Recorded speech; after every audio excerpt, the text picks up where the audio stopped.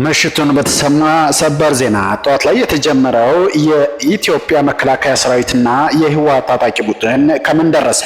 ማብራሪያዎችን ይዘናል። በኢትዮጵያ በኩል በወልቃይት ጠገዴ ዞን ቃብያት ሁመራ ወረዳ ስር በሚገኘው የሸረሪና በረሃትን የተባሉ የድንበር ቀጠናዎች በዛሬው ዕለት ማለዳ ከባድ የተኩስ ልውውጦች መከሰታቸውን ከስፍራው ተገልጾ ነበር። የወጡ ዘገባዎች እንደሚያመለክቱት ግጭቱ የተነሳው በሱዳን ድንበር በኩል አካባቢውን በኃይል ለመቆጣጠር አልመው የገቡ የህወሓት አርሚ 7 ታጣቂዎች በኢትዮጵያ መከላከያ ሰራዊት ላይ የከፈቱት ትንኮሳን ተከትሎ ነው ተብሏል።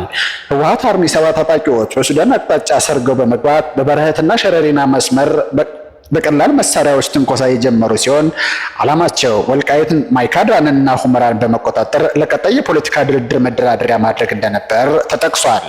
ትንኮሳውን ተከትሎ የኢትዮጵያ መከላከያ ሰራዊት በመድፍና በድሮን የታገዘ መጠነ ሰፊ አጸፋ እርምጃ የወሰደ ሲሆን በጥቃቱ የተሳተፉት ታጣቂዎች አብዛኞቹ ክፍል መደምሰሱን፣ ከፍተኛ ጉዳት እንደደረሰባቸውም ተመላክቷል።